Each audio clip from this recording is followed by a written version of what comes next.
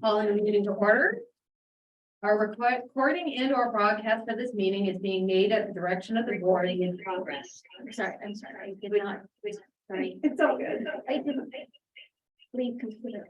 It It pestered. My computer is here. It's not doing.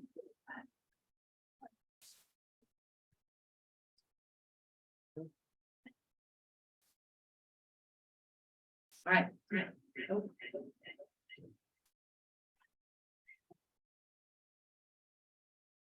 Okay, Sorry. it's all good.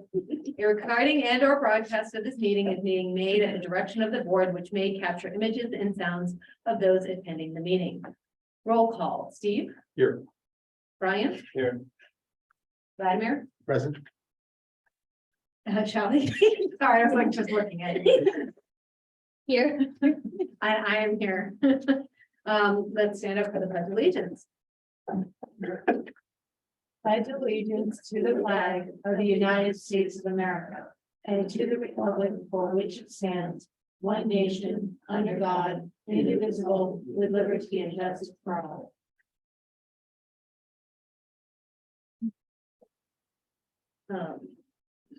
Agenda approval. Are there any board members who would like to provide comment on the agenda? Can I get a motion to approve the agenda? So moved. I'll second. All in favor? Aye. Aye, passes 5-0. On to closed session reports. There is nothing to announce. No action was taken during closed session. Superintendent's update. Yeah, just a couple of things this evening. Wanted to let you all know that 6 of our 7 elementary schools were recognized Yay. Friday as California Distinguished Schools, which is really fantastic. Oak was the only school that was not recognized, but that's only because they won in the last round. We had just one school in the last round, so they were not eligible for this round. But fantastic. There's a reception in person in February down in Anaheim. So we'll be talking with principals tomorrow. I worked with Sarah Stern today. We have a press release going out to the town crier. So we're really proud of all of our schools, our teachers, This is all of our basically staff. to our teachers, right? Absolutely. We'll Absolutely. make sure that we understand that. Brian, We're sending the press release to the Voice as well, Mountain View Voice. as thank well. you. I absolutely will do that. So that's exciting news. And on top of that, I know you've seen bits and pieces, but our official social media launch is happening this Wednesday. So we are working with a school social media group to really do a better job of telling our story. There's so much tremendous teaching and learning happening there in our classrooms, and we don't do a good enough job of spreading the good word. So that will officially launch on Wednesday. I sent something out to staff late last night. Principals will be talking about it again tomorrow, and then Wednesday at staff meetings. And so that is ready to roll, and it will be really great to highlight lots of good work. Reminder, we have no school on Monday. It's Martin Luther King Jr. Day, and on Tuesdays our professional development day for staff. And I assume later today, Carrie will talk a little bit in her update about what's happening on that day, but lots of good stuff happening. Awesome. All right. Sorry, just change page here. On to the consent calendar. Anybody want to provide comments on anything on the consent calendar? No, can I get a motion to approve the consent calendar? So moved. I'll second. All in favor? Aye. Passes 5-0. On to employee requests to address the board, Mr. Hazelton. Hi, everyone. Happy New Year. Go back. Yeah, I talked about earlier in the year how sometimes the beginning of the year can be the most difficult time for teachers. They're kind of adjusting to a new class and routines. This part of the year, for me at least, is my favorite part. The kids come back rested and ready to go. For example, today was probably one of my best teaching days this school year. the kids were just ready and had energy, and they know the routine and they know what to do. And it's a really special time. So if you have a chance to get out into classrooms, especially in the next kind of 6 weeks or so, I highly recommend it. You're going to see really great learning, high level thinking, teachers in their element. It's really great to see that. And I think it ties really nicely with the social media push. And Sandra and I have been discussing that in our meetings since the beginning of the school year. And I've been trying to communicate to teachers as well, and I will be through my president update, why this is so important, really telling the story of our district and the work that teachers do. I think that it's nice for the community to see that. Obviously, they see the parent updates and things like that that are sent out every week, but to really get that picture and videos and kind of see what's going on at all of our school sites, because there really is amazing work. And I'm going to be pushing that out pretty rigorously with my membership to encourage them to show what we do and really show that Los Altos schools are the top choice for families in our community. And as our California Distinguished School recognition kind of backs up, it really is the case. And so I think that we want to show that off and show that work. So that's all I have for tonight. So thank you. Thank you. California School Employees Association, we have Elena. Good evening. Happy New Year too. I just wanted to give a quick shout out to our classified members who are keeping our school facilities up and running. And they have been busily working. So it's, I just wanted to give them a big shout out and just to say Happy New Year to you all. Thank you. We are very thankful that our buildings are operational and with all this weather. So thank you for making that point. Moving on, to provide public comment on the agenda, on an agenda item, speaker cards are to be submitted to the superintendent. Speaker cards will not be accepted once public comment begins. Your name will be announced when it is your turn to speak. Community comments. Do we have anybody here to do community comments? This time is reserved for members of the public and employees to address the board on items that are not on the agenda. The board is not permitted to discuss or take action on non-agenda items, except to instruct the superintendent to review the matter further, report back to the board at a subsequent meeting, or place the matter on a future agenda. The board may make a brief comment or ask clarifying questions. Anybody? No? Come on. All right. Moving on to action discussion items. Recognition of retiring CACF members. I'd like to invite Randy Kenyon to come on up. He's gonna be presenting tonight to recognize Tom Campbell. Matt Cusick could not be here tonight. But I wanted, Tom told me that he would only come if Randy came to present. For him. That tells Thank me. you, Tom. Thanks. So I note in the back of the room, Gary Hedden, the Los Alton of the Year. Yeah. And I think, you know, he's the current chair of the Citizens Advisory Committee for Finance for the district. So that's what this is all about. I have the honor of recognizing and thanking two gentlemen who have been longtime members of the Citizens Advisory Committee for Finance, CACF. That's Tom Campbell and Matt Cusick. For their many years of service, they both have moved out of the area and thus are no longer eligible to be on the committee. Let me start with a little background just to bring everybody up to speed. The CACF was formed in 1989 and has since then provided ongoing financial advice to you, the board, and oversight of parcel tax expenditures every year. The committee in most recent years has typically consisted of around 15 to 20 members representing different constituents of our community. The committee meets monthly as a full group, but a lot of the real work is done in subcommittee meetings, which are interspersed during the year and involve a lot more time. As you know, the committee annually presents a report to you with their findings and recommendations. This work is very important to the district. It's been something that's we've relied on in terms of our financial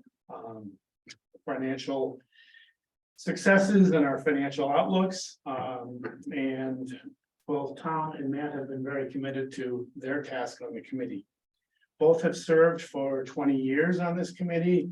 They've been very involved, very active member of a core group. And they've annually served on at least one, if not two, subcommittees, and often have chaired one of those committees. So a little bit about Matt. Matt is, I don't even know if he's attending. Because he's down in Southern California. Matt is a former LASD parent, very active at Santa Rita PTA. Matt's a very much an out of the box thinker. He's always probing and dissecting data, always asking the tough questions. His insights have been invaluable to the group and very much evident in all the reports that are put together by the committee every year. Matt, over the years, would focus on a few key areas: special ed funding, program delivery methods, expense side analysis, and served on various subcommittees. He always was looking for operational efficiencies for the district. I know Matt, as well as Tom, would love to continue working on the committee had they not moved out of the area. Tom did not have children in the district. He's just a good citizen who wanted to help out the district. Tom has long been the committee's data monger. An engineer by trade, Tom would tirelessly pore over and report on data of all kinds: housing sales data, property values data, enrollment data, and other key data relevant to our district finances. But he didn't just stop there. He didn't just look at LASD data. He looked at data in the region, in the Bay Area, and all across the state. At some point, I thought Tom was looking after, we're going to take over my job. Tom worked on and occasionally chaired both the revenue subcommittee and the enrollment one. And committee members relied on Tom for his accurate data and insights that helped underpin many of the group's recommendations to you. As a key member of the enrollment subcommittee, he helped the demographers every year sort of fine tune their reports. I learned a lot working with both these gentlemen and can't thank them enough for their contributions and years of service. And I believe we have a little certificate for Tom. Matt, yours is in the Ethernet. Tom, you want to come up?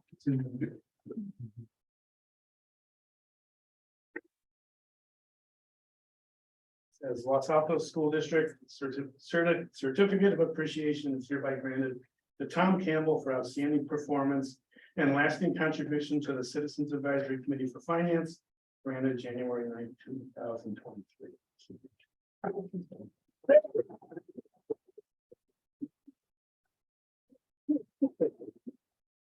Well, you have 3 minutes.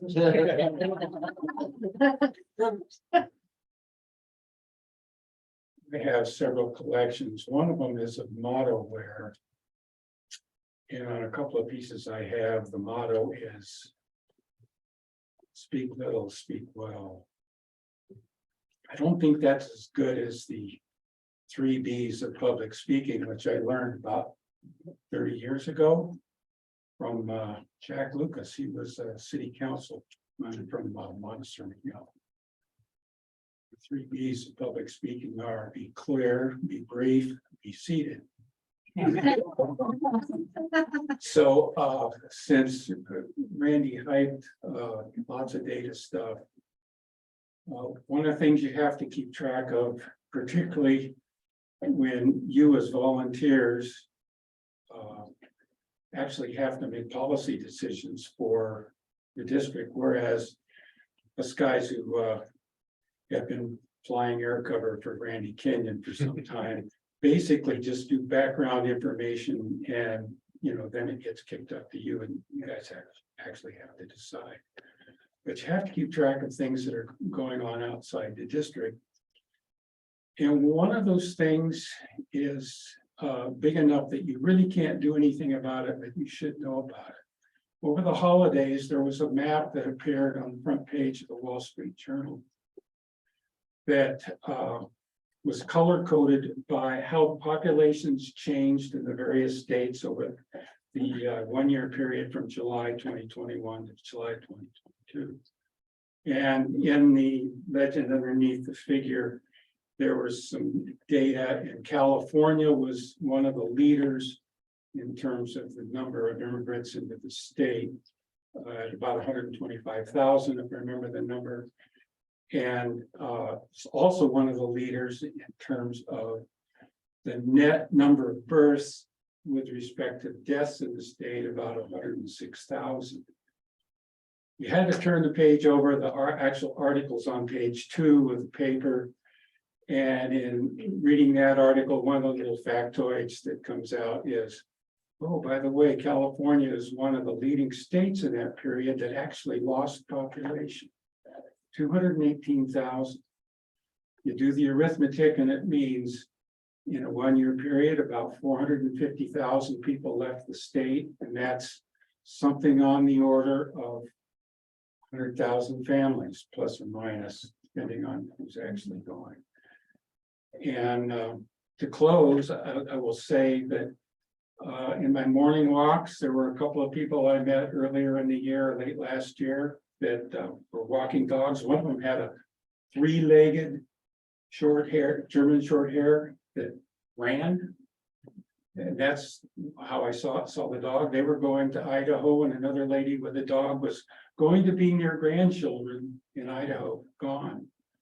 And for this particular year, one of my brothers and his wife moved to Massachusetts to be close to a grandchild.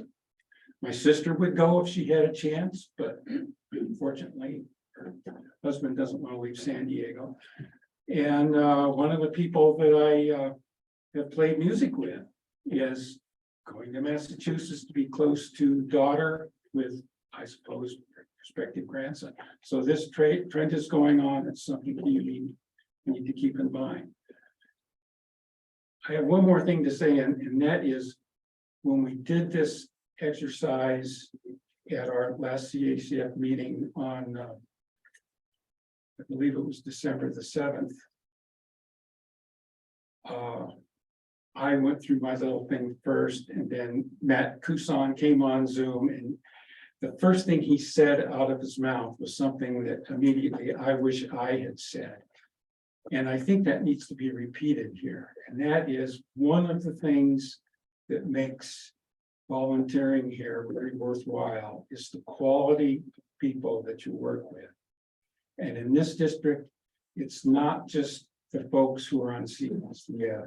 It's not just the people who serve on the board. It's those many hundreds of volunteers that do whatever it is they do to make things happen. And one of the indicators of the health of your district is what's the number of volunteer hours you have of folks who are just pitching in to make things happen. And so it was a great privilege to work with these people, and I hope whatever I did helped a little bit. So thank you very much. Thank you for all your volunteer hours, like countless volunteer hours, yeah. I just wanted to say that I served on CACF with many years ago. I was there for 2 years. The first year, I was so terrified of the amount of knowledge that everybody else had that I didn't say anything. In the second year, by mistake, they made me chairman of the CACF. The whole time there, Tom would have the data to back up what we needed to know at the time. And I thought that was really, really valuable. Plus, as an engineer, he once told me Kirchhoff's law, and I happen to remember what that was. I don't remember what the context was, but essentially whatever comes in, same amount has to go out of that. And as an engineer, I appreciated that. So thank you, Tom. Thank you. All right, moving on to initiatives in development update. Roscoe. Thank you.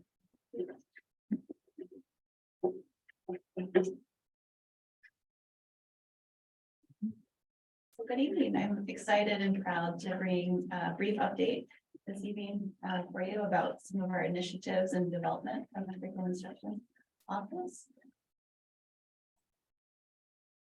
And in LASD, we care about our students' experience, that they're at the center of education, that we're providing them with the best possible learning experience. But with that, we try to be innovative. And so tonight, the presentation really goes over things you won't see in our other plans, like our LCAP. We want to just pull out a couple of things for you and to share with you what we're doing to try to innovate and ensure that we're meeting our students' needs and interests.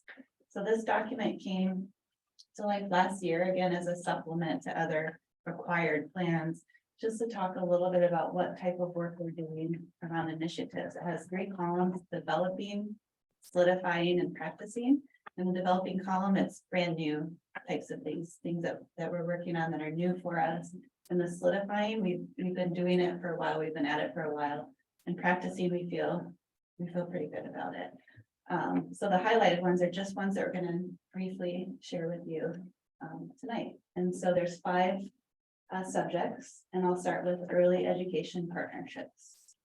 This is a no-cost initiative and brand new for us. So in that developing column, where we're looking at ways that we can strengthen our preschool through 3rd grade alignment and programs. And so we're entering into a partnership that really focuses on curriculum instruction, professional learning, family engagement, creating a community of educators, and really getting our students in the community and preschools ready to enter LASD schools and have a premier experience here with us in our school.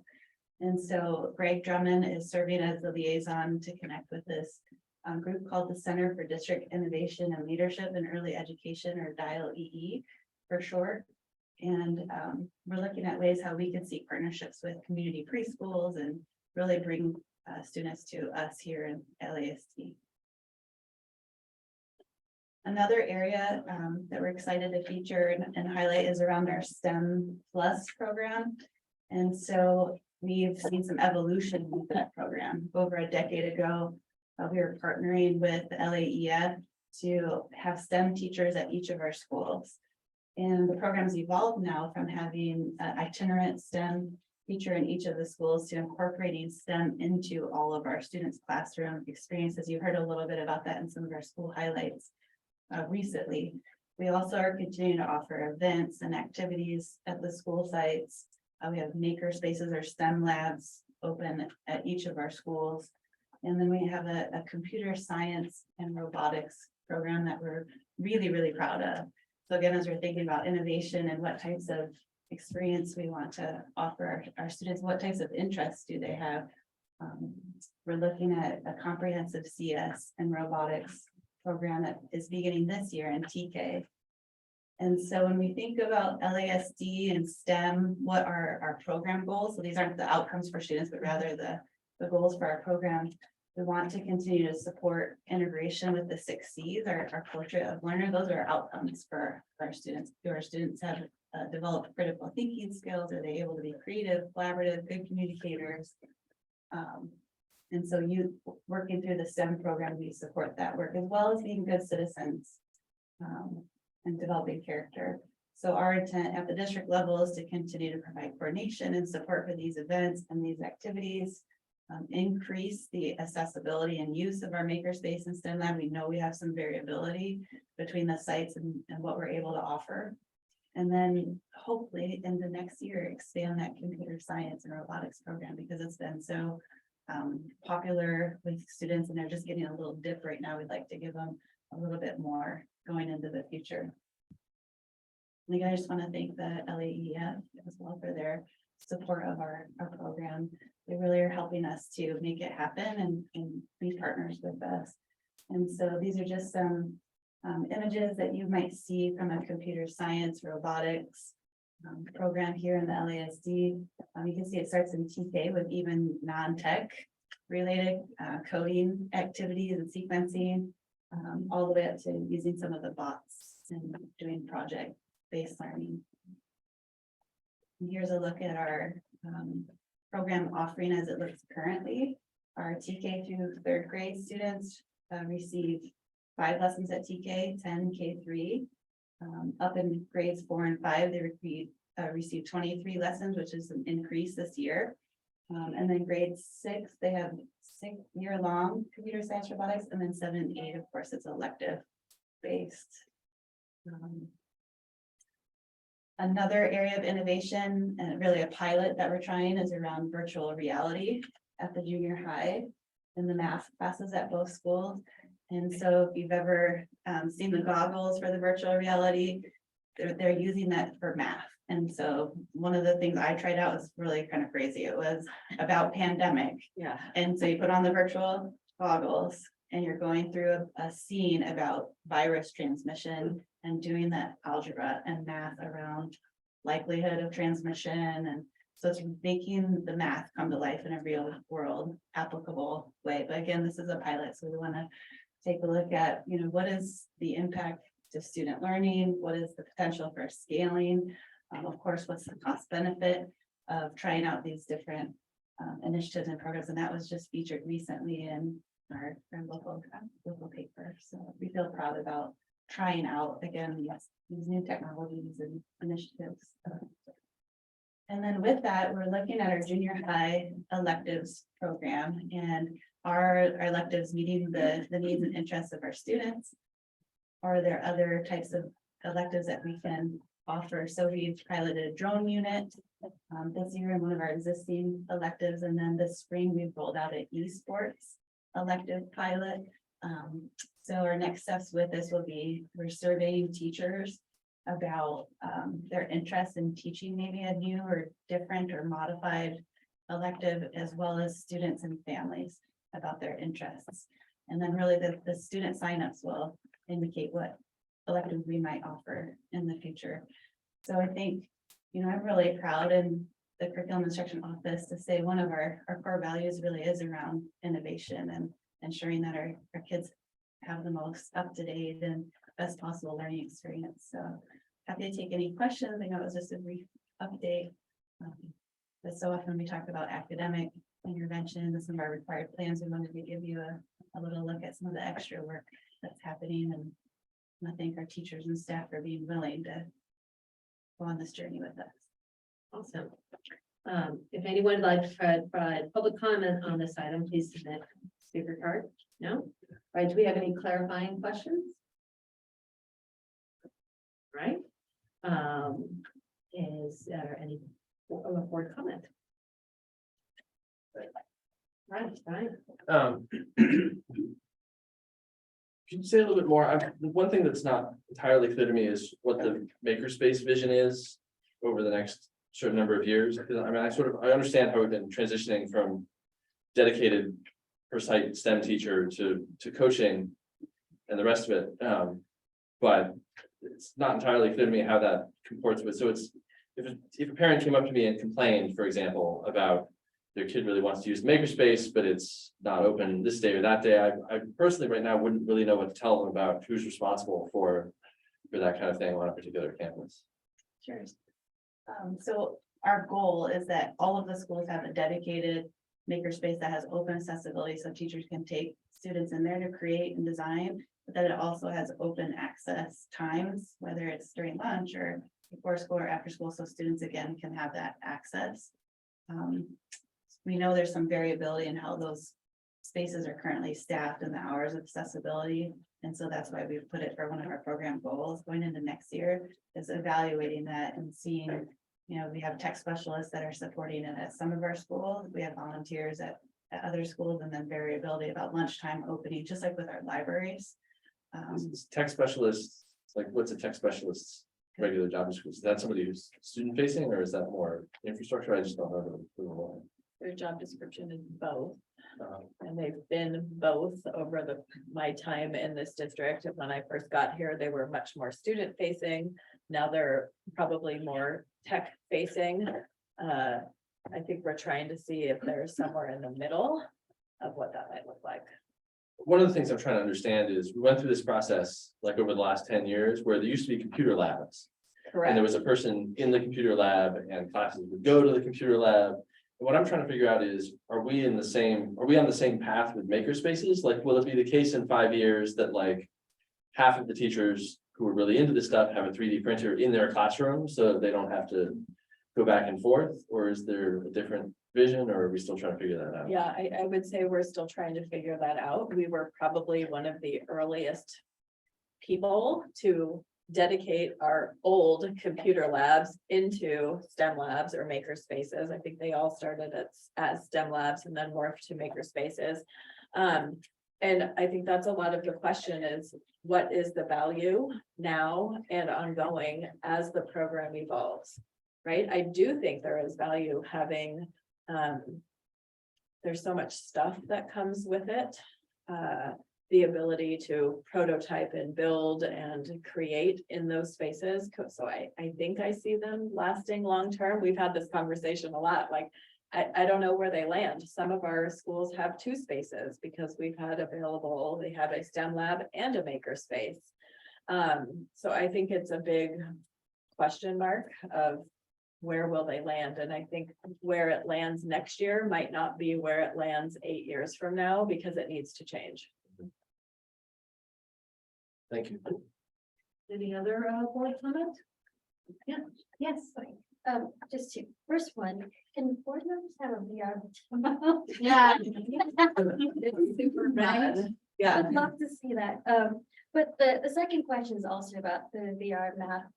When you gave the example about the pandemic, and I thought, is there any thought about tying in what they're learning in math through this VR method to like other classes that they're concurrently taking? Like if they're studying bubonic plague in history, is there like a tie-in that they could do with the math? Just to, because math is really like, it's in everything you do. And it should not be like siloed out. I know we have to teach it that way, but I'm just wondering if there's like a way to tie it in. I think as the modules expand, right now there's a set of modules that they have. That'd be a really cool way to connect. You're learning about this in science, or you're learning about this in social studies, and then you're applying the math to it. It's a way to engage kids that might not otherwise be as engaged or motivated maybe in the math class. Yes. I have 3 comments, but they originate from what I didn't see here, which was a theory of action that has to do, let's take maker spaces, for instance. What are the outcomes that we're looking at? What are the outcomes we expect? How do we expect our children to do better in that, and whatever, or what is it that we expect out of it? I personally would love to have been at school with maker spaces. It would have been great. But understanding what the outcomes we're looking for in the kids, I think is important. That's the first thing. The second thing is, what alternatives did we look at that we decided not to do, and why did we not do those alternatives? And the third one is basically what's Brian mentioned, or you, between the two of you, you mentioned people helping and costs in teachers and aides and stuff like that, tech specialists. But there's also an opportunity cost. The kids are not doing something else in order to do that. And I think that if I think we need to be reasonably clear on those 3 things. What are the outcomes that we're expecting? What alternatives do we consider? And what are the costs, including opportunity costs? And all that gets rolled up into a theory of action model. And so I'm hoping that we get some of that later on, perhaps.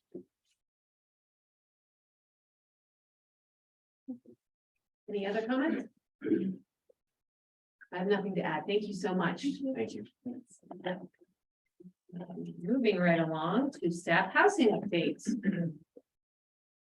So really excited tonight.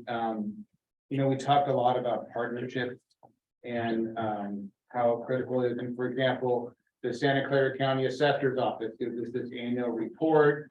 We rely so much as a basic aid school district to get really good information on property taxes from the assessor's office. It's valuable. Larry Stone's office is excellent, support to our district, to all the school districts in the county. Tonight, we work with, Joe Subedian is here tonight, and his staff and the team, from Mercy Housing, and though we did a partnership to help, Mr. Subedian was here in December, talked about how the best, like I said, the highest vaccination rates in the county are in Los Altos. And that was that partnership that we did with out at the old Joanne Fabrics at the 10th site. So tonight is another opportunity to continue a partnership. Tonight we have, I guess I'll kind of let your team introduce themselves, but tonight we're going to be sharing a brief presentation about a great opportunity for our staff members. We really value our certificating classified staff. And I was glad that we have a CSA representative to talk about how many classified staff are making sure. There are some sandbags out to my office, and Yes, okay. I remember I had to go out of town and I came back and it was raining. And one of our dedicated custodians was out there sandbagging the doors. And that's a perfect testament of how important it is all of our staff members are. Tonight, we're very excited to talk about another great partnership with the county, local developer to really build some housing. There's affordable housing, as you know, in this county, it's very expensive to live. And if we can have a partnership to find some housing that's close by, that our staff members don't have to drive to multiple counties to commute in. I think it's very important. So I'm going to let the team come up and introduce themselves, and they'll give a brief presentation about the housing project. Great, thank you so much. We're so excited to be back here, giving you an update on 231 grant. And I think it's a really nice follow-up to the item before, because you're talking about innovative things you're doing in your classrooms. Well, here's something else super innovative that your district is doing for your teachers and your classified staff. So just thought that was a nice, and I'm in on that virtual reality map. I might go back to high school algebra just to try that. That's pretty cool. But I'm Megan Pearson. I'm with Abode Communities, and Kelly Hollywood with Mercy Housing, and Sarah Chaffin, you probably all know, our consultant. And we're the development team that's working on this project 231 grant. So we just wanted to give you an overview of the project since we haven't been here in a while, give you some updates, and then we'll talk about what you're here to approve tonight.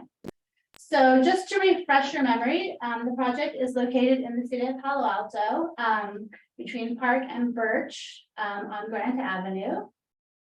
Very close to California Avenue, so it's a really great location. This is just a reminder of our ground floor plan. So we have some parking in the back, and then we have a couple of units on the ground floor, our lobby offices, the resident community room, our property management offices, and then over on Park, we have a small retail flex space.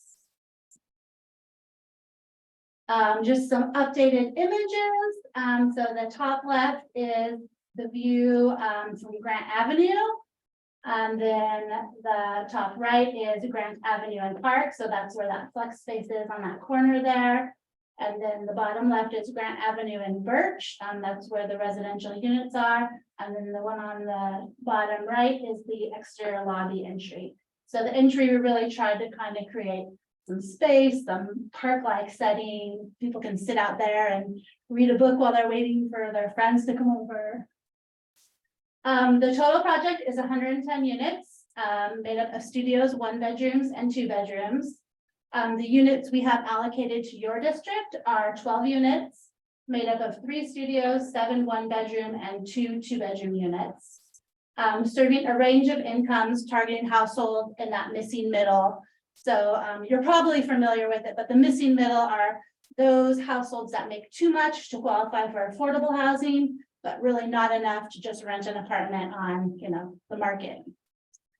Our overall timeline, we're looking to start construction in April 2023, which is really coming up really soon, but we're on track for that. So that's really exciting to finally be at this point, and looking to complete construction by the end of December 2024. And just on our proposed rents under the current market rents, so kind of looking at what rents are, I think we did it in September, so it's maybe a little bit outdated, but Our rents are estimated to be between $800 to $2,500 less than the current market rates. And so that's something that's obviously very important to us in the structure of this project, that our rents are always going to be below the market rents by, a significant amount. And we're designing the rent levels so households are not paying more than about 30% of their income. We want it to be affordable. What we're asking you to approve tonight is the funding agreement between the school district and the county of Santa Clara, and then a CEQA resolution. And just some highlights from the funding agreement, you probably saw it in your packet, but what we're asking you to approve is 12 units at $50,000 a unit for a total investment of $600,000. We're looking for the funds to be transferred right at that start of construction, so April 2023. And then the county is going to disperse the funds to us during construction, so you don't have to worry about that. So that's just a brief presentation. We're here if you have any questions, happy to answer. Anything you have, I don't know, Supervisor Simidian, you want to say? I keep calling you the speaker card, I don't have that. He's part of our team too, so. Where's my card? I know how to.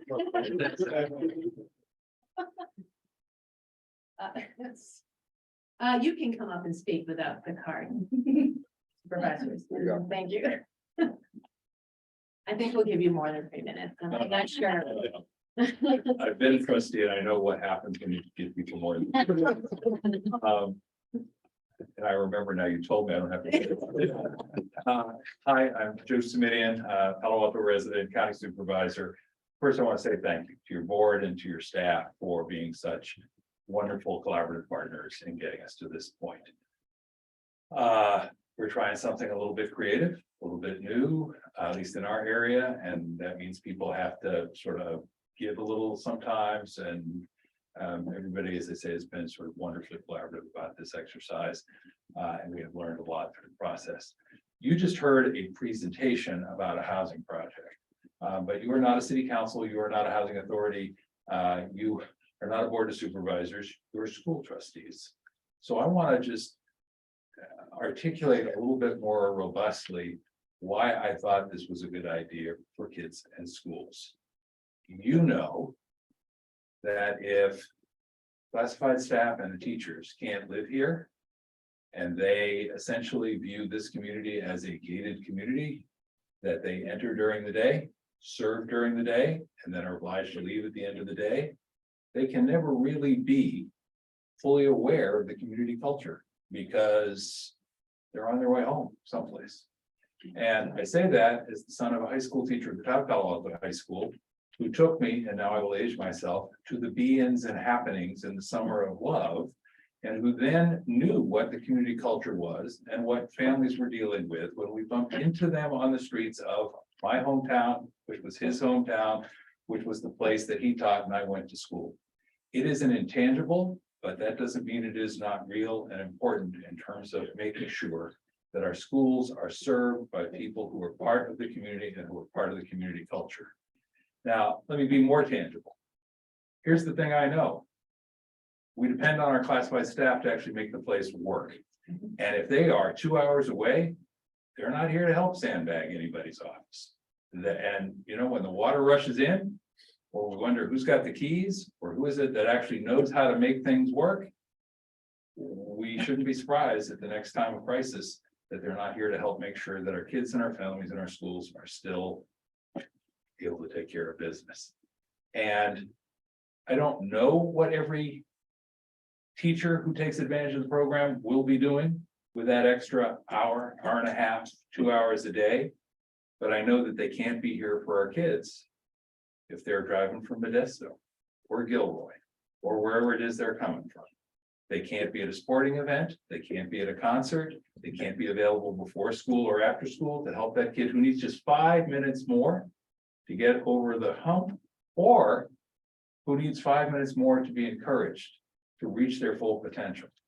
So it's only a dozen units, but I want you to think about the hundreds and eventually thousands of kids that will be served over the course of the project, and think about the potential that will be realized by virtue of this project and your participation in it. And I hope then you will see it not just as a housing project and a modest contribution to the affordable housing of this region, but as the first of what I hope will be many projects to come, building on this foundation.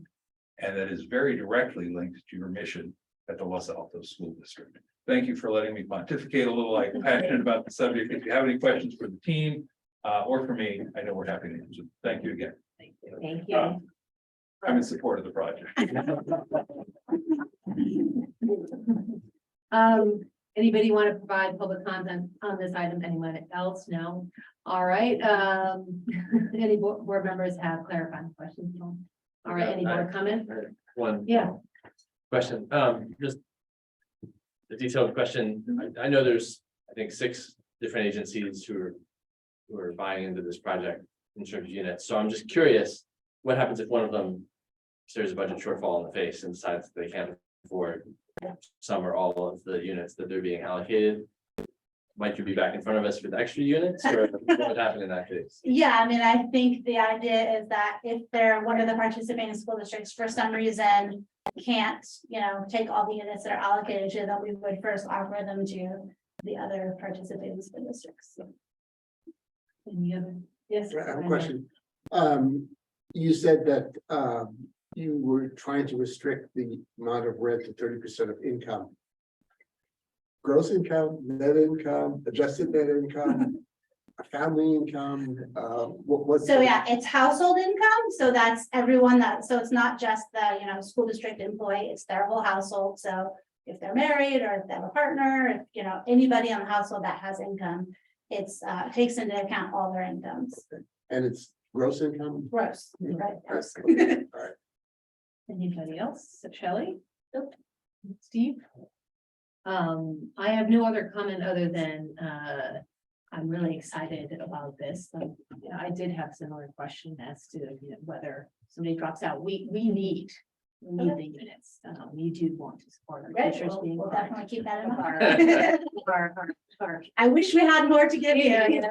Hopefully, in a year, we'll be here with another project. we would love it.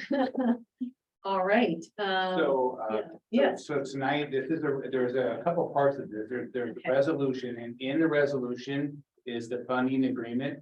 And then also the CEQA declaration. The county, Santa Clara County is the lead agency, but because 12 units will be allocated to our district, we're part of the CEQA process.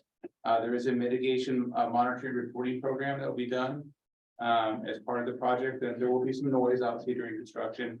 But there's going to be some mitigation measures put in place to minimize that as part of CEQA. So tonight we're asking you to adopt resolution 22-2309, making required CEQA findings and adopting mitigation measures for educated workforce housing project at 231 Grant Avenue and approving the funding agreement as well. And that's. Are those two separate motions? It's or- going to be one motion to Okay. approve everything. It's resolution 22-23-09. All right, and those are in both. Okay. Yes. All right. All right, can I get a motion to approve resolution 22/2309? So move. Can I get a second? I'll second. All in favor? Aye. Aye. Thank you very much. We're excited.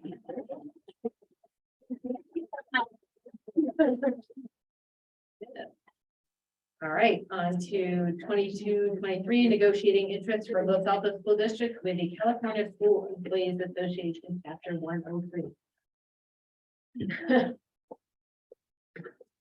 Mr. Willikevich, is this you or is this me? I believe I'm gonna do this one, but was CSCA gonna present theirs at all? I think Elena might be here. Okay. Yeah, are you gonna present your part? I will take Tom Campbell's advice on the agreement. Be seated. So, we brief, we are negotiating, we want you to agree to what we like. Clear enough. And, Modest request. but I did want to say is the district specifically called out the tech specialist role as looking at that job description, I think. So, and I know we've been looking at that the last few years, so that's something that's in our interest to look at that for both sides, so shared interest. That's it. Thank you. Thank you. And I'll be also very brief. Obviously, Article 18 talks about compensation. We will try our best to do fair and equitable adjustment to the union members' total compensation. Also propose to negotiate additional language regarding floating holidays, which is part of the leave, Article 11. And then also the salary schedules also will be negotiated in good faith. One of our interests is about specific salaries in addition to general compensation. And then exactly about some rewording and maybe some language requirements to some of the different job descriptions as part of the CSA units. All right, do we have any clarifying questions? Any public comment? No? That was an action item. Is there an It action is an action item. Do we have any board comment? Right, But there's no action. Uh, needed. but- there is an action item. That's why I was Oh, asking. sorry. Improve our interest. Yes, we approve our interest, and we've now seen their interests too. So can I get a motion to approve Los Altos School District's negotiating interests with CSEA? So moved. I'll second. All in favor? Aye. Aye. Passes 5-0. Moving right along to, I assume, the annual solar project performance report. Tonight we have Bill Gomez with Chair Verity. He's going to talk tonight briefly about the annual report from our solar power purchasing agreement, what was done several years ago, and give us a brief update about performance and answer any questions that you might have. All right, thank you. Both members of the board and district employees, I'm glad to be here. I really appreciate it. I apologize in advance. My voice has been kind of going in and out. I've been speaking a little bit too much. So I brought my water and I should make it through. So thank you for your patience. So as Eric said, my name is Phil Villagomez. I'm the Vice President of Asset Management at Terra Verde. And Terra Verde has been around helping school districts for over 14 years. We started with initial development. We've worked into our way into asset management, managing the assets that were deployed. We did a stint in energy efficiency, I believe with that Prop 39. We also worked in, now we have a fleet electrification unit that's helping with bus fleets and light and medium duty vehicles. But our real bread and butter, even though when you look at our clients, we're very focused on California public agencies. About 75% of our clients are California school districts. The remainder are water agencies or local governments. And that's what we do. We're in business to help add value to people like yourselves that have third-party owners of power purchase agreement, and also for those that have either purchased their systems or their PPAs have expired and now they own the system and they're having their task with managing those. So that's what we do, but what I'm here to report on, that reporting function is just one part of our scope of work. What you don't see every day is that we have people every day monitoring your systems. Even if your PPA owner is looking at it, we want to catch issues first, and we want to be looking at it so that we help identify any performance impacting effect. We document those effects, and then we work with your provider to ensure that they're handled in a timely manner. Why? Because it optimizes your system, and any downtime is going to take money out of your pockets. And so with today's report, let me see if I can get this the right way. Oh, that's a little hard to see there. It's just a listing of your sites. But I wanted to tell you that the overall, when you say, hey, what is it? What are we really looking at this report? There's two things. There's going to be your financial results and your technical performance. And so when we talk about financial results, at any time at the beginning of a project, if people are trying to talk to you about the great benefits of solar or whatever project you're looking at, you have your initial pro forma projections. Well, what we do is we like to come back and, we're basically putting on the, ensuring we go back and compare and say, what's the real story year by year? Are you meeting those projections that were set out? So in this first line, under the financial performance, under the metric, we have avoided cost of electricity. The projection was that you would avoid $569,610 in avoided electricity costs from your utility, and that would be displaced You actually displaced 588, 259 in this fiscal year, the previous fiscal year. And how do we come to that number? Well, we ingest all the rates from your local power bill in PG&E. We are, and that is, it sounds easy, it's not. It takes a lot of updates to look at every single rate for every meter that is connected with every school district that we're looking at.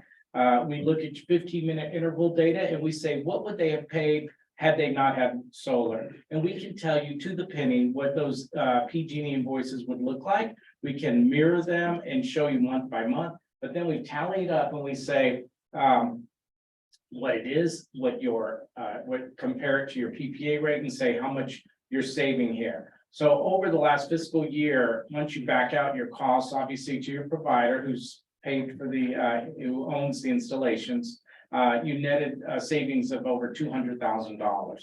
So if you look at that year over year, you're saving, you're still projecting to save in the millions of dollars, but right now at this clip of over $200,000 a year. So that's your financial kind of analysis at the top. And where we say you are meeting or exceeding those metrics there.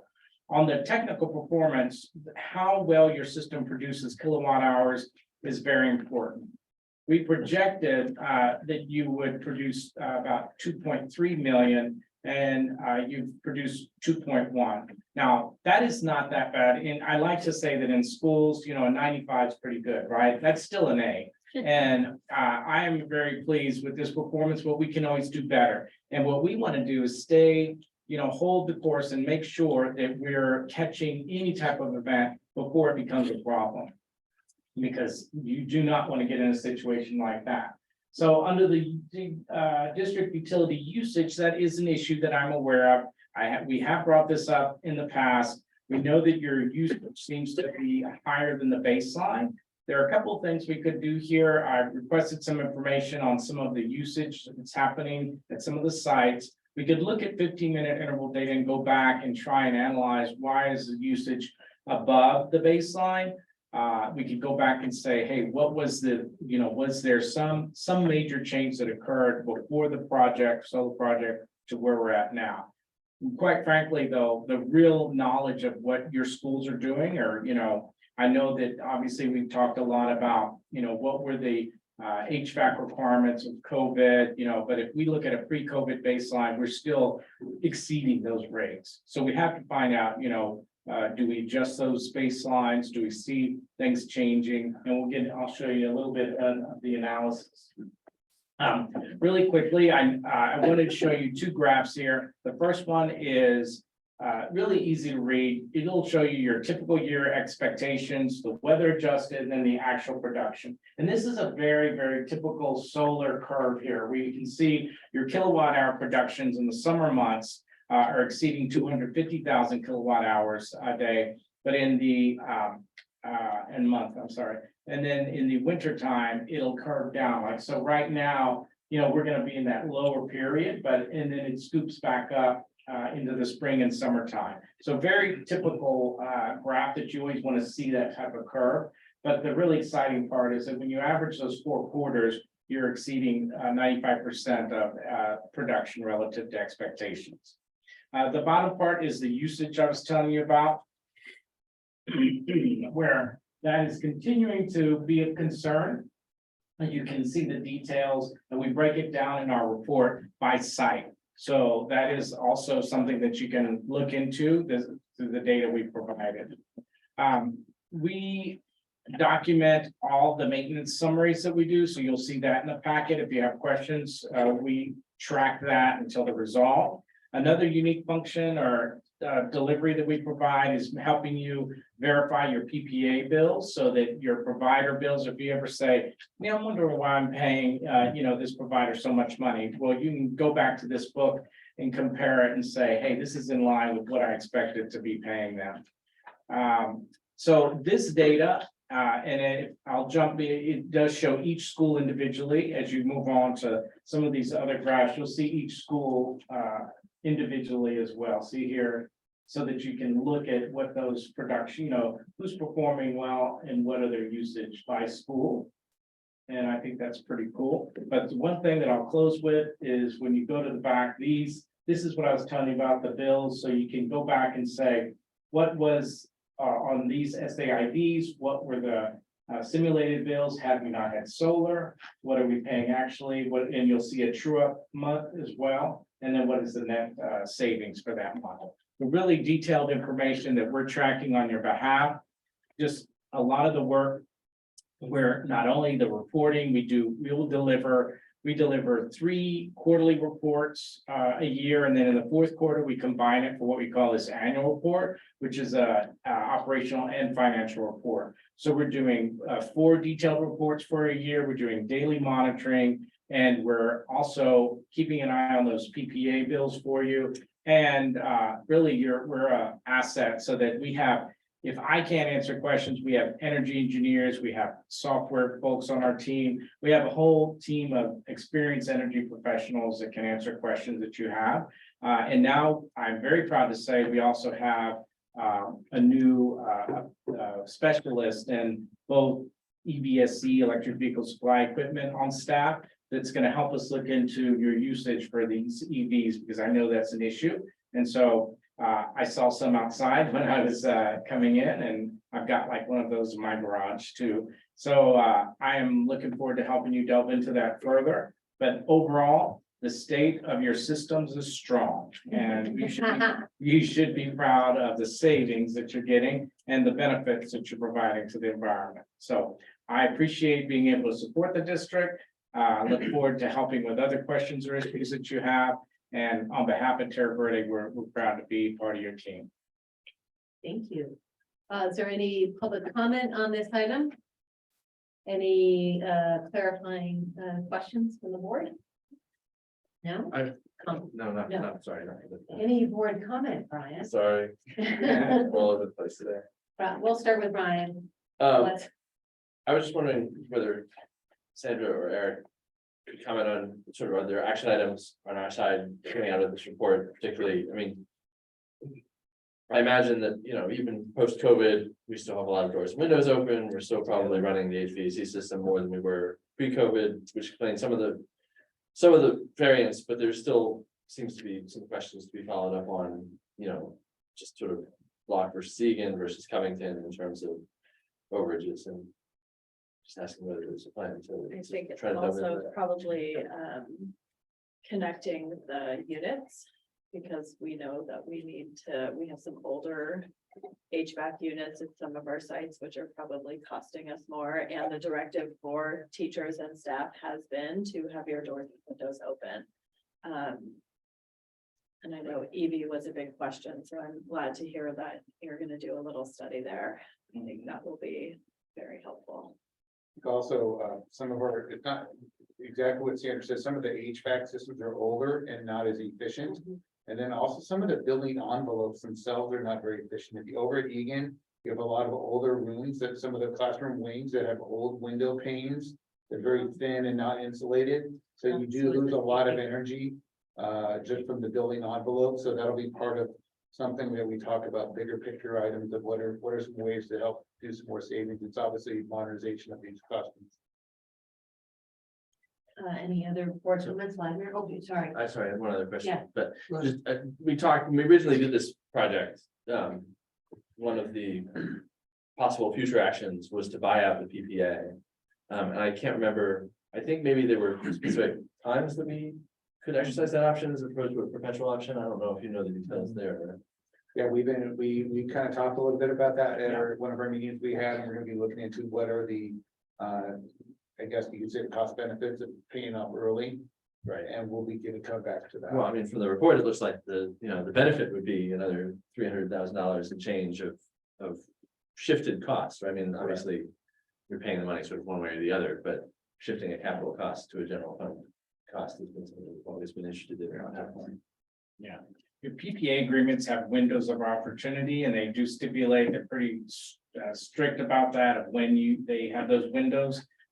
You know, there are tax implications. The reason why they can't do it up until, I believe, the first year is between 5 and 7 usually, based on what kind of tax benefits they claimed as a result of it. Right, but that's right, because there were sort of inching towards 5 year, the 5 year.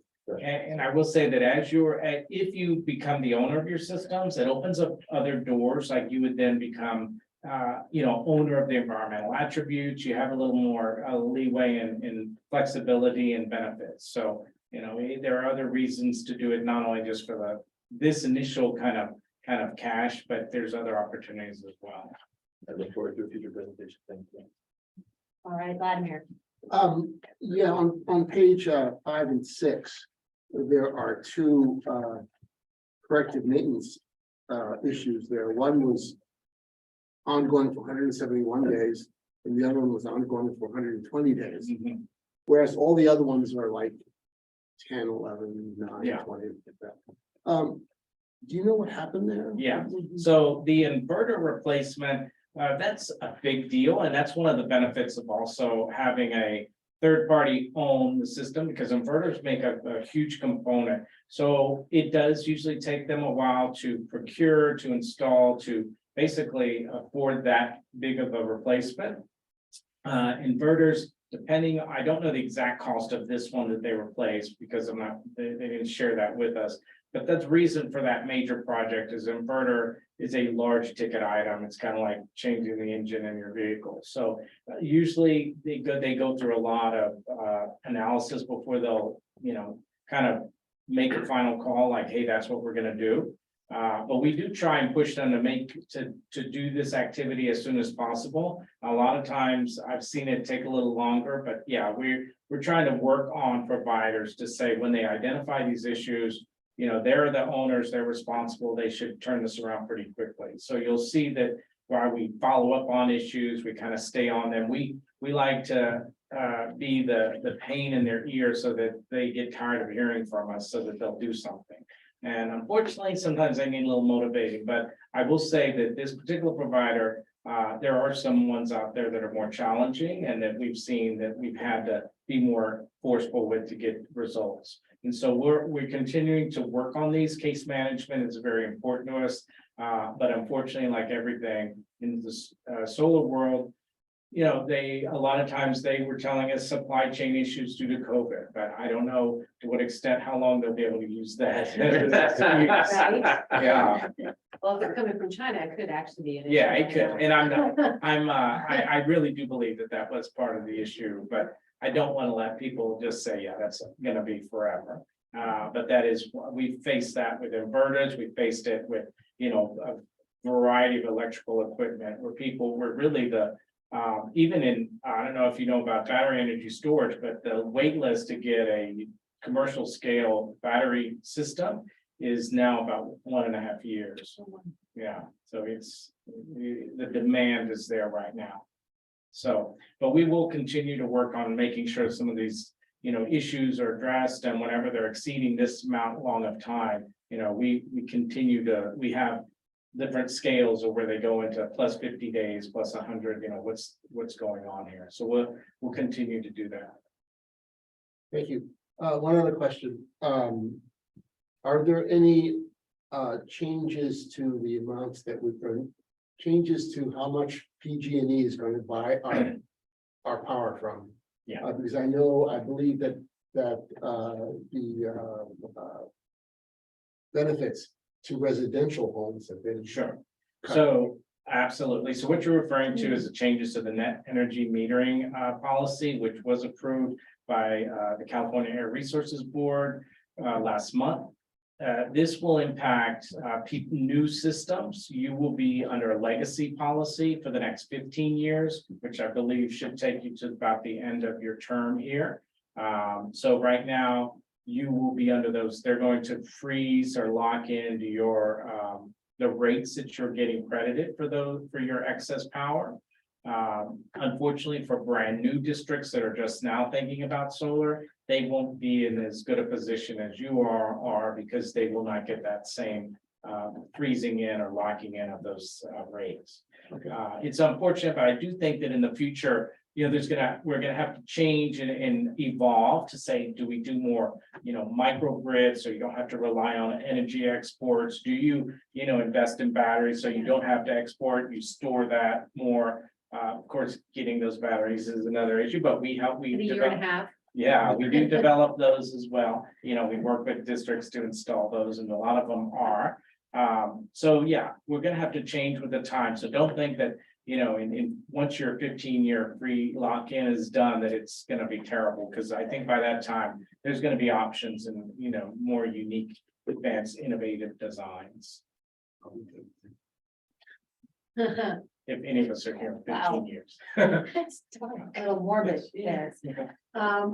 Charlie, do you have any questions? comments? Steve? I'm good, thank you. All right, thank you so much. Oh, thank you. I appreciate it. Thank If you you. have any questions, you can always get a hold of me. I'm going to leave you my card here, and so that if you need anything, please feel free to reach out. Thank Okay, you so much. thank you. Oh, and just see, I was walking the talk, so I took public transport here, so now I gotta go find my way back. Oh, good luck. Yeah, no worries. All right, see you. Your water. Oh, yeah, good idea. Yeah. Yeah. Did all that talking. Yeah. All right, Thank you. moving right along to the district calendar. Yeah, so you saw in your packet both the MBLA, our partner high school district calendar that has already been approved by them, and the recommended calendar for the 23-24 school year. Erin Green met with our calendar consult committee that includes probably both Elena and Chris, and a couple other folks. As we look at MBLA, we look at our needs, and that is the proposal coming to you tonight. All right, anybody, any public, anyone to do public comment? We're not getting much. feedback. I'm not. Any clarifying questions or board comments? No? All right, yeah. Board comments? Yes, Oh, okay, correct. I'm trying to put them together. There are a couple of places where we have a situation where there's either a holiday and then there's another day, which is teacher professional development, and then we come back to the school again for a couple of days, and then we go on holiday. Can't you make? We're living it right now. Right, we're here for a week this week, and then students have Monday, Tuesday off, and it's very similar to next year's calendar.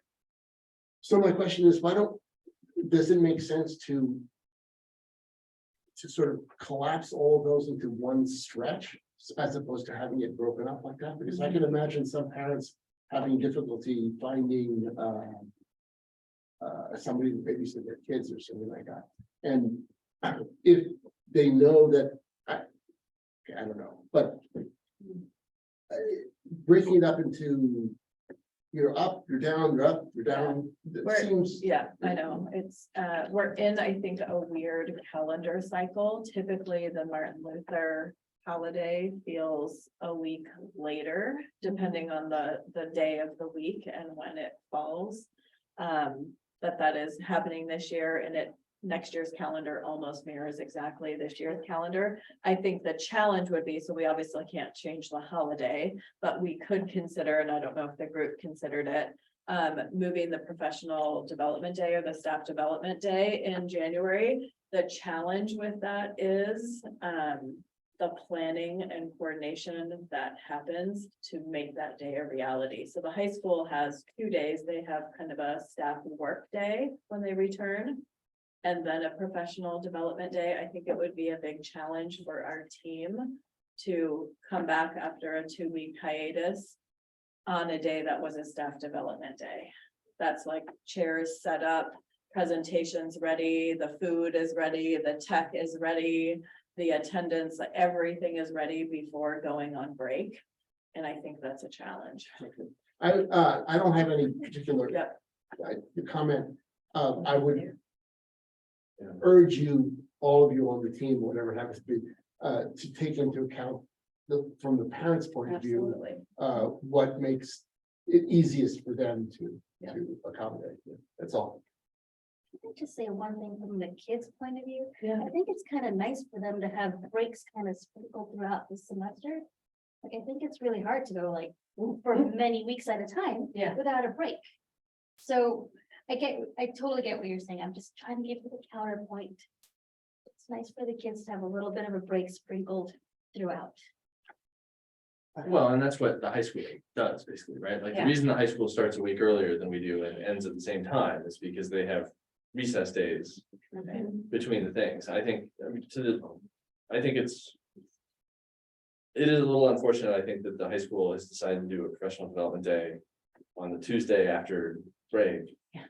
Extending that as opposed to some other time. I have no idea what their decision process was. Yeah. Presumably that was also a negotiation with their staff, but that seems like the change to their calendar from previous years. Yes. Is it now that there's that extra day tacked on to the end of winter, and I think we have perfectly valid reasons for not being able to do that on our side. Right. So it's unfortunate, it's something I think that, so, we understand that from parent impacts who have kids in both, who are now gonna have a very strange first couple of weeks in January. Yeah. I would hope that maybe we could work with the high school district, but they also have to, of course, consider Mountain View Wisman. I have no idea what their calendar looks like. They followed theirs pretty much to the T. Like they were off to, Mountain View Wisman was off today. Yeah. We just wanted to comment, one of the things the committee did do is we moved the PD day in September to match. I think the high school has the day off, Friday. Yeah, I saw that. I thought that was, I appreciated that, that flexibility. Yeah, and I'm really appreciative and that the district was open to that as well, because we also agree that we felt like that's such a long stretch that it was nice to have the break. Yeah. And the high school already had that time off, so we were trying to mirror what parents would be experiencing if they had students in MDLA and Los Altos. So there was definitely some thought about that this year. Parents appreciate Yeah. that. For sure. All right, any other comments or concerns about the calendar? We do not. Oh, no, tonight's your first. We're just First meeting. Tonight's It's like a- discussion, it like will a come board back on the policy. 23rd for approval. All right. Anybody at home have issues, let us know. We'll take it into consideration for when we vote. All right, moving right along to, sorry, Or committees and appointments. the committees and appointments. Thank you. So at our last meeting, you all discussed how you might want to parse out different committee appointments, and so tonight it's back for some action. I don't believe there were changes based on the discussion from last time. Any public comment? No? All right, any board questions or comments? No? All right. Can I get a motion to approve the 2023 board committees and appointments? So moved. I'll second. All in favor? Aye. Aye, passed 5-0. Moving on to amendment to district architect's contract for the 10th site project. So last June, the Board of Trustees approved an agreement with Gilpin Partners for schematic design services for the 10th site. Part of that design was an original agreement, the core campus, and then the joint use fields was another $10,000 tonight's amendment. It's for additional surveying and SEQA support. Part of the property is very complicated and has a lot of different topography. If you've been out there, the property definitely slopes from one part of the property down to the other. So there's a lot of surveying and topography that can be done as part of the support civil engineering component. So tonight, this is amendment number 1 for Gilpin Partners for an additional $116,000. She will be contracting out her own surveying group and then extra SEQA support, which is based on the time and materials. And this is part of a Measure N funded project. And our recommended action tonight is to approve amendment number 1 for Gilpin Partners. Right. Anybody want to make a public comment? Any clarifying questions or board comments? Yes, Vladimir. Are you want to say something? No, Okay. Shelley said no. Yeah. Oh.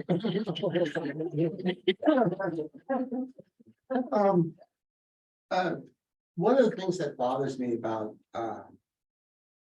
our Gelfen partners is I don't think I've heard from them a focus on reducing our costs in terms of what they do for us. And I don't have any particular objection to this particular item here.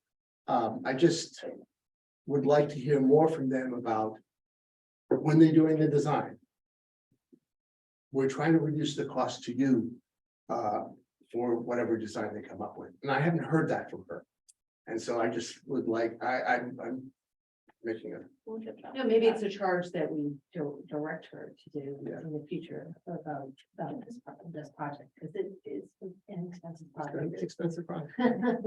I can't fund it from my bank account. No, neither can I. Any other board comment or? Brian? Yeah, I mean, I feel like this is the kind of thing where it's hard for us to micromanage and question. I was a little surprised that this work wasn't included in the sequel contract. So I don't know if there's anything that can be said as to why it wasn't, but when we approved the contract for the sequel work, my understanding was that that included all the work necessary to produce the sequel report. And now we're being told there's an extra $100,000 plus that wasn't included, so I don't know if there's an answer there, or if we can get a more detailed explanation offline as to why this wasn't included in that contract. Good circle back, definitely with the health department. Thank you. Yeah, Shelley, just because if you're gonna get the answer to Brian's question, then do we have to vote on this tonight, or can we hear the response? Like, can we vote on this next time? On the 23rd? Yeah. Or do we have to vote on it tonight? Well, tonight, we're asking to ratify it because the district staff had authorized him to get started to avoid any delays. So we did give her some direction in late December because of the timing of when board meetings were. And so we did give her direction to get started. So tonight is just a ratification of her contract for amendment number 1. Normally, I don't do that. Normally, I like to bring amendments ahead of time, but this one was a little time sensitive. Okay. So it sounds like, I mean, it does sound like we could still ratify it on the 23rd, though. I mean, it doesn't, it's not nice. But it is, considering we do have questions as to why there wasn't really, other than it's gonna cost more. We don't know why 100% it's gonna cost more, why it wasn't in the prior contract. Well, I mean, so the in the memo, Yeah. description said, included to identify the property lines between the district and the city of Mountain View. And so that kind of made sense to me as something that has to be done, that obviously would not really be part of, or may or may not have been part of the secret scope, in the sense that we're sort of doing secret for the whole site, but exactly where the property line is, that's sort of in the gray area, since that's kind of a different thing. That's true, because a lot of the entitlement services about where exactly the property line is, where the park will be, where the joint use fields start, a lot of that work is part of it. When they did their schematic design in December, when they came and presented their design, they talked about that little notch of the Shetty Way and where the easement is there for the Hatchatchee easement. So part of that, there's a lot of topography and boundary services that has to be done for sure for the whole property in general. So. I mean, I was comfortable on that basis. I would like to get a little bit more detail about, and just sort of maybe a recheck and clarification about which of this is clearly outside the secret scope, which of it maybe should have been in the secret scope. Maybe we can charge some of it to that contract instead of this contract when it comes to the final account. You can do that. Eric, I have one question. On the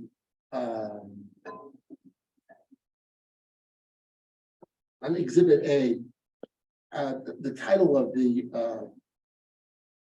PDF does not correspond to. It says Science Lab and Classroom Design Contract.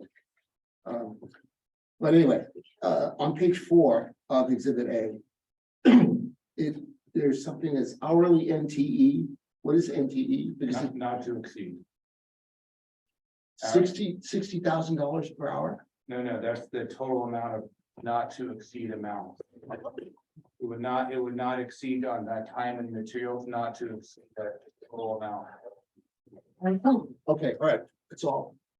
That's the way I read it. Yeah, that's an old template from another contract that we use for some reason on PDF. I have no idea. I have to talk to tech to find out why it does that. That's not the first time it's happened. No, I know. It's weird. Yeah, I'll fix it. What matters is the text itself, not the title of the text. Of the document. All right, I feel comfortable with that, approving the contract, voting to approve the contract.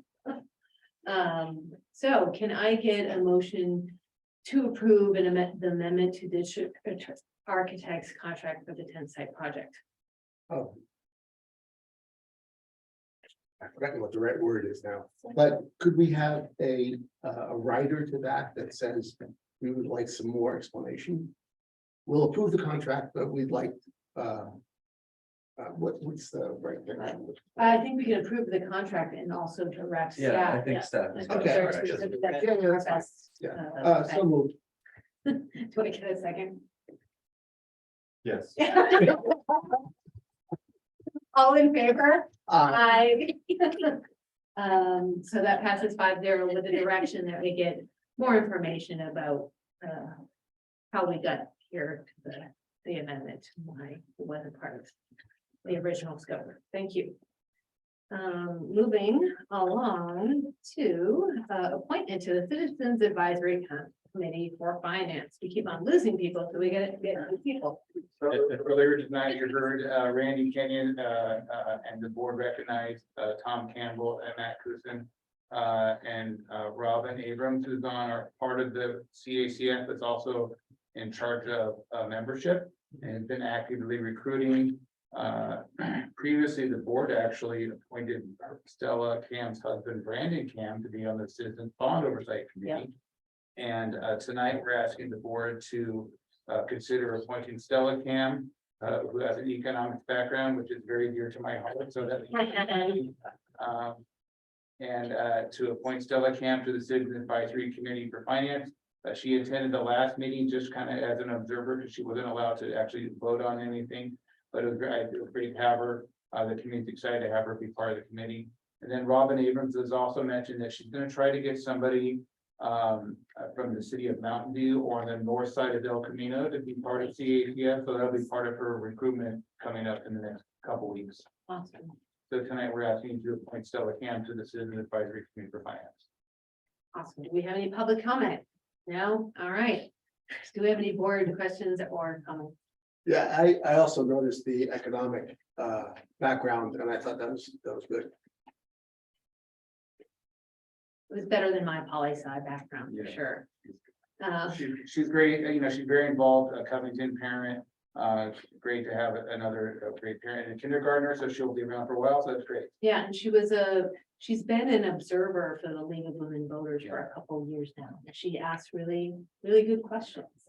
She really wants to know the ins and outs of our district and specifically our district finances. So she's gonna really learn a lot and be able to provide a lot of input for us in the CACF. So can I get a motion to appoint Stella Cam to the Citizens Advisory Committee for Finance? So moved. Second. All in favor? Aye. All right, moving on to board and administration comments. Carrie? Sandra mentioned earlier that we have our professional development day tonight, next Tuesday, January 17th, and this is a continuation from fall where we'll be offering one session for all of our staff around equity, inclusion, and belonging. And then a second session that matches with their professional development stand. So we're really proud of all the district coaches and coordinators and staff that are leading these sessions and excited about that. Look forward to getting a report on the day. Oh, awesome. Yeah. Eric? Happy New Year to everyone. Next week, they'll be doing the governor's January proposal for the 23-24 budget. So be excited to see how things are going. Give a good update. We'll probably bring that update to the board on the first week in February. That'll be when we plan on a very brief overview. Based on the current state of the California economy, I don't anticipate any new programs from state of California, but we'll just see how it goes. Sandra? I did mine earlier. Yes. All right, Steve, you got anything? No. Brian? Vladimir? Shall I? I've got nothing either. Meeting adjourned.